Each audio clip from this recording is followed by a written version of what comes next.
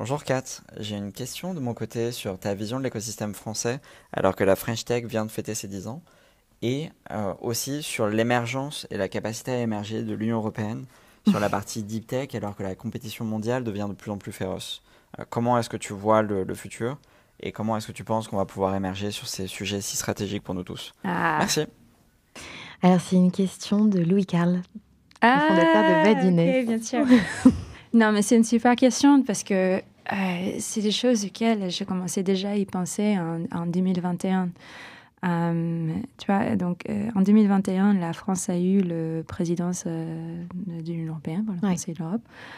Et du coup, on a tous travaillé sur quelque chose qui s'appelle Scale Up Europe, qui était censé être une sorte de think tank en mode pop-up pour réfléchir justement sur de quoi on allait avoir besoin pour pouvoir avoir une plus grande force de frappe au niveau européen.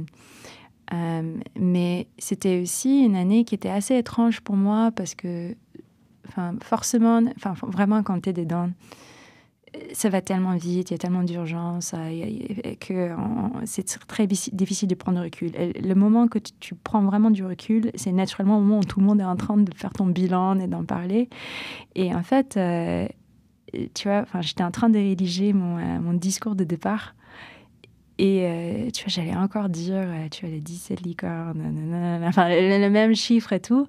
Et en fait, en prenant plus de recul, je dis, mais en fait, est-ce que ça compte vraiment? C'est dans le sens où, pas pour dire que le mouvement French Tech, il n'est pas important, mais en fait, on arrive à un moment assez particulier où si on continue comme ça, en s'auto-félicitant parce qu'on a dépassé les Allemands ou on a 10 licornes de plus, est-ce que ça fait en sorte qu'on ne verra pas le tableau d'ensemble? Et le tableau d'ensemble, c'est la French Tech avant tout.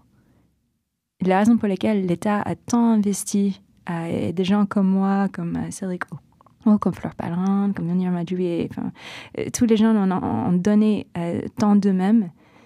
C'était pas pour une bulle de personnes qui peuvent organiser des soirées une fois par an pour se féliciter du nombre de licornes qu'ils ont. La French Tech, c'est avant tout un projet pour la France. Et pour des mots qui peuvent sembler assez galvaudés aujourd'hui, comme la souveraineté ou la sécurité, mais en fait, c'est vrai, quoi. Aujourd'hui, si on y va toujours avec une notion de French Tech et pas une notion d'Europe Tech, ça va pas vraiment bouger les lignes, quoi, dans l'absolu. Si l'objectif, c'est vraiment de sécuriser les valeurs et la sécurité européenne face aux Américains ou face aux Chinois, toute seule, on a à peine la taille des Californies. Tu réunis toutes les startups du Next 40 et tu vois, point de vue de valorisation, je ne parle même pas de revenus, ça reste inférieur à celle de Stripe, par exemple. Donc en fait, il y avait cette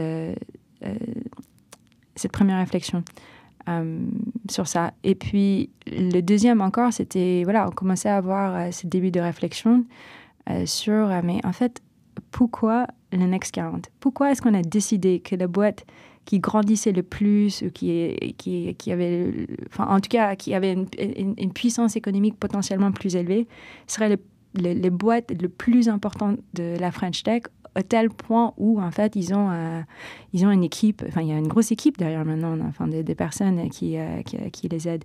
Et en fait, c'était encore pour la France, c'était encore parce qu'il y avait cette idée qu'il y a un tel écart entre l'Europe, la France et les États-Unis par rapport au PIB, par rapport à la croissance PIB.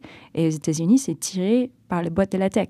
Donc, en fait, et on a déjà raté une révolution économique, tu vois, l'arrivée des clouds, d'infrastructures et des réseaux sociaux. On se dit, on ne peut pas se permettre de faire la même chose.